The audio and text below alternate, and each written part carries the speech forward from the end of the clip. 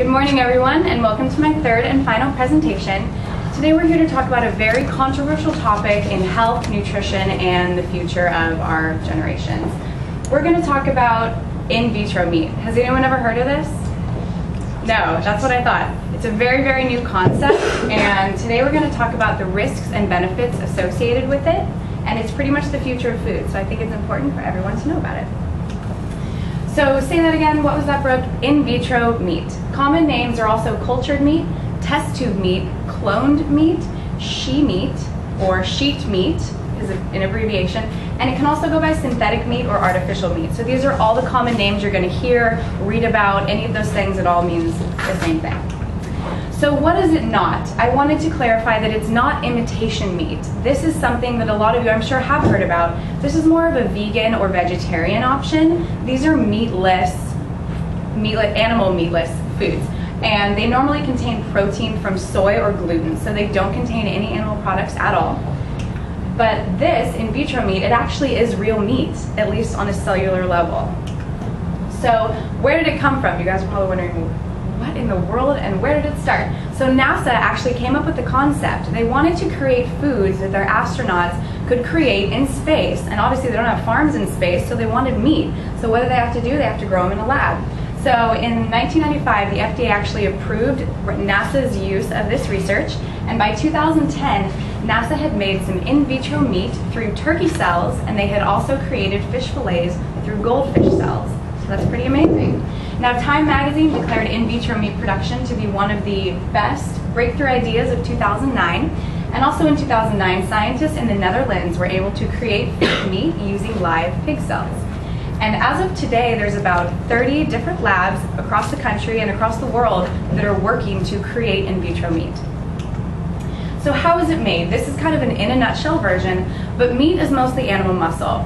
And developing in vitro meat involves taking muscle cells and applying specific proteins to them so that they can help grow into a large portion of meat.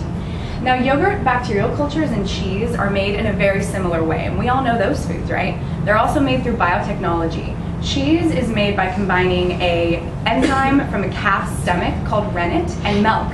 So that's how cheese is made. And yogurt is made by combining bacterial cultures with milk. So these are also biotechnology ways of creating foods, but they're much older methods. So in vitro meat is just a more newer way to do this. So a little more in depth for everyone out there that loves science. So cells need to be grown in what's called on the spot. And what this is it pretty much needs to mimic the natural way that a muscle cell would grow in the human body or in an animal body. So they have to have a perfusion system that mimics the blood supply, and it's going to need to deliver oxygen, all these other nutrients to the cells to help them grow. Now, it also needs to remove waste, because cells create a lot of waste, and if that's not removed, then the cells can't grow properly. So there are other cell types that need to be around, like adipocytes, which are fat tissue cells, and if those aren't around, then the meat doesn't really know what to do because fat is also in the meat. Chemical messengers also need to provide cues to the growing cells to let them know how to grow and what to look like. Obviously, these cells are all stem cells from the beginning, so they need to have messages about you're going to be a muscle cell as opposed to you're going to be a skin cell. So it's all very different. Now, tissues also need to be physically stretched or exercised so that they can grow just like our muscles. Okay, so we eat a lot of meat. We know this. As a country, as a race, we are just meat eaters. So according to the National Food and Agriculture Organization, in 2010 alone, these were the numbers of cows, pigs, and chickens that we ate, and this is how much it rose in the last 30 years since 1970, or 40 years. So cows, we ate 1.4 billion cows in 2010 alone. That's 1 year, and that rose 32% in 40 years. Pigs, we ate 965 million pigs in 1 year, you guys. This is just our country. Or actually, no, this must be worldwide. But it's still a lot.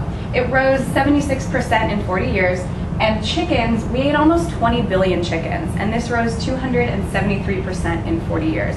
So thinking about these numbers, you can imagine that in the next 30 years, they're going to double, triple, quadruple. We have no idea how much meat we're going to need to feed our growing populations in the future. So what's better? If we're talking about which is more natural, in vitro, or 10,000 chickens in a metal shed that have been pumped full of growth promoting drug hormones, or meat grown in a lab that's humane and potentially healthier, safer, and clean. So those are your two options. Now we're going to go into more depth about the pros and cons of in vitro meat. So we'll start with the cons. So it's unnatural. This is very true. It is. It's grown in a lab. It's not natural. However, meat production today is factory farmed, and that's not really natural either. There are some free-range farms or what claim to be free-range farms, but really all they're doing is giving the chickens not a cage and a bigger shed to live in. So it's not always true that they're free-range. Another thing, in vitro meat is no more unnatural than Cheez Whiz or Twinkies, which I'm sure we've all eaten. Now it's very expensive, so talk about fine dining, you guys. With current technology, half a pound of beef would run you $1 million as of today. And that's because the technology is very, very new, it's very scientific and extremely complicated. But over the years, they're hoping to make it more industrial instead of scientific, so that will reduce the cost.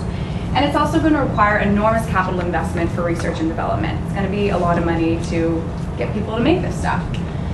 So it's strange. It is. It's grown in a petri dish, right? That's weird. People are going to think it's gross, and that's a not good selling point for in vitro meat. This baby really doesn't like it. So there are possible health consequences too. We're not really going to know if it's good or bad for us until it's actually made and tested in clinical FDA trials. So that's another thing up in the air. But here are the cons. It could be healthier. This is amazing, you guys. In principle, you could make it healthier by precisely controlling the amount and type of fat in the meat. So instead of having saturated fat, all those bad fats, you could have a hamburger with the fat content of an avocado. That's amazing. You could have monounsaturated, polyunsaturated, none of the bad fats in your meat. Who wouldn't want that, right? So it's also environmentally friendly. So this method is going to reduce pollution, create less waste, save water, land, and energy. Now, research at Oxford University looked at this question and estimated that if mass production of in vitro meat happens, we could reduce water, land use, and CO2 emissions by 90% or more.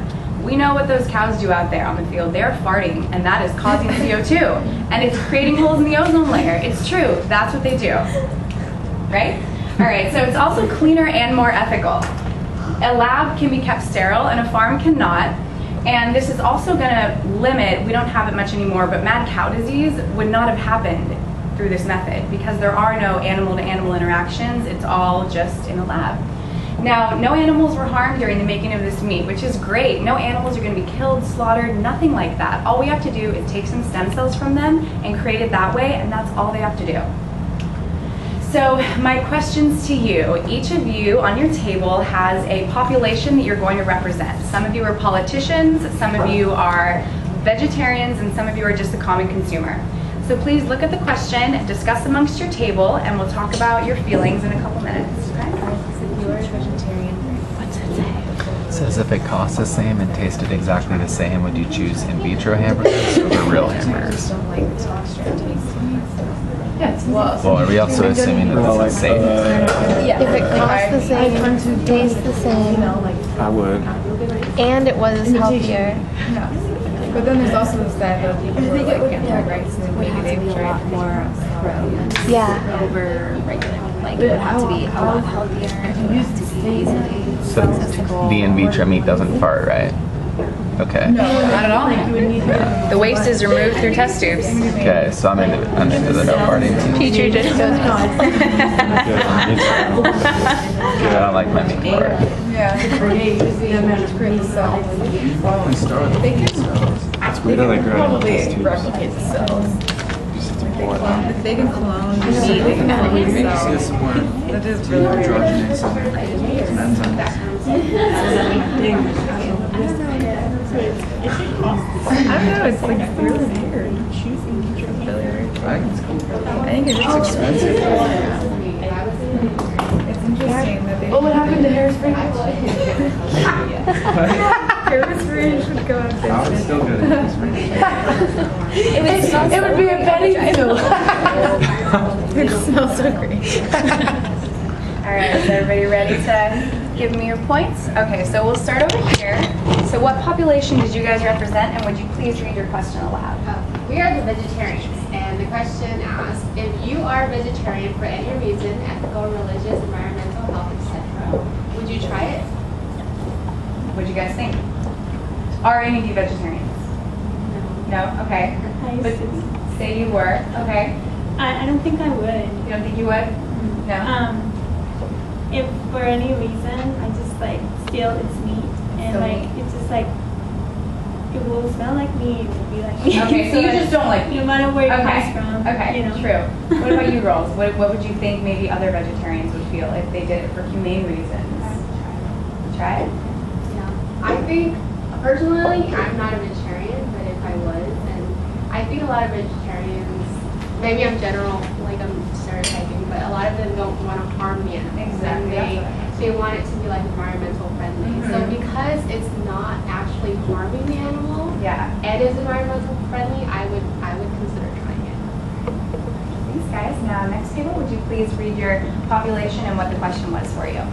For the politicians, and would you endorse a $100 million grant to fund research? I think that while it sounds tempting because we don't know a lot about it, that we should know more about it. I think I would rather spend money elsewhere if we're going to do it on food. Might as well be promoting school lunch program or educate our children or on how to eat healthier. Anybody else feel the same way? Yeah. All right, this table. Who is your demographic and what was your question? We were the average consumer, and our question was, if it cost the same and tasted exactly the same, would you choose in vitro hamburgers over real hamburgers? Okay. What do you guys think? What I said was that I would have to have a lot more, it would have to be, like, if you compared the two, it would have to be a lot better. Like, it would have to be cheaper. It would have to have better health benefits to make that switch. And Okay. it wouldn't be something that I'd be like, oh, yeah, sure. It would definitely take a lot of, getting used to, I think. Guys, what's your stance? I would just try it just to see how Yeah. it tastes, Yeah, and then if it tastes good, then probably just keep eating it. All right. All right, next table. Who is your demographic and what was your question? Vegetarians, we had the same question as that. Okay. I think, yeah, if they were a vegetarian that was strictly for like animal rights, then maybe I would try it. Okay. But then at the same time, I just know a lot of vegetarians just like things that are natural in general, and that's Yeah. just kind of weird. Yeah. I get it. It's very true. Okay, Brooke, what is your demographic? I am a politician too. Same Okay. as them. Would you endorse $100 million? Me being a politician, if I was, yeah, I would. Okay. Just because I think like it has the potential to make a lot of things better in our country, save a lot of money, save lives possibly from the health benefits, no diseases, like you said, mad cow disease. But I think if I was a politician in our day, I think the politicians now wouldn't. I don't think that they would. Yeah. Thank you. Last group? We had the average consumer one. Okay. I don't know. Personally, I don't really like the regular ham, like industrialized meat. Yeah. Without like how what they put in the cows and the meat and stuff Yeah. like that. But so I guess I would maybe try it if it like had been tested and it is healthy for you. Yeah. But I don't know. Okay. Well, thanks, guys. All right, so one last thing. We're going to do a quick evaluation. So meat is mostly animal what? Exactly. Now, what other foods are made the in vitro way? Eggs, cheese, Twinkies, or yogurt? Cheese. Perfect. True or false? No animals are harmed by in vitro meat. True. Perfect. True or false? In vitro meat is natural. False. False. Great.